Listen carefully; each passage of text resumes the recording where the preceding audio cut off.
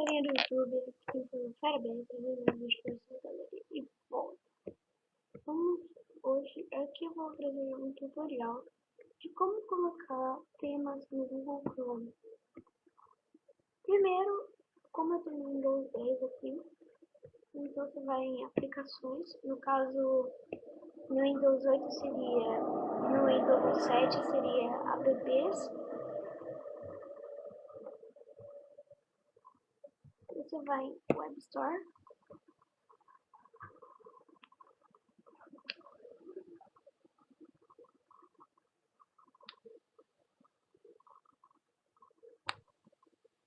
Então, procurei na internet, que desculpe.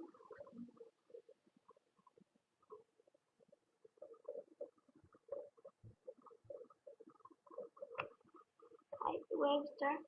Aí, quando abrir o Web Store, aí você vai em temas. Aí você pode escolher categoria aqui e tal, que é para ter a classificação. Isso. Pode, por exemplo, a minha classificação vai ser aqui 5 estrelas, que são, no caso, as melhores. Dragon Ball.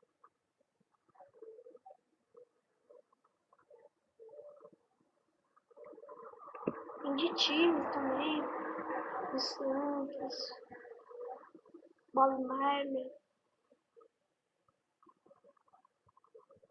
de carro.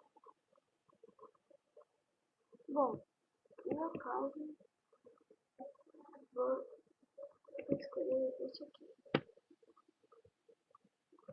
Aí, eu não vou usar porque eu não sou no meu PC, mas é só vocês clicarem aqui em usar no Google Chrome, no Chrome, e aí, peraí, então, vou colocar isso aqui. Você coloca usar no Google Chrome, você espera um pouco.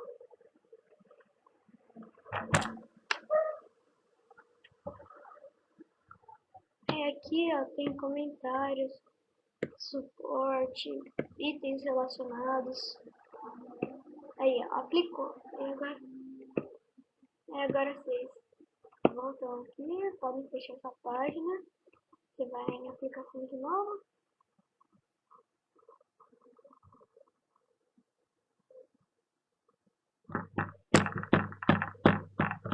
E tá aqui ó. Então pessoal, esse foi o vídeo. Espero que vocês tenham gostado. Se vocês gostaram, deixa o like. Deixa o like para continuar. E vai deixando aí os comentários de se vocês gostaram ou não, se não gostaram por quê, se gostaram também por quê, se inscreve no meu canal também.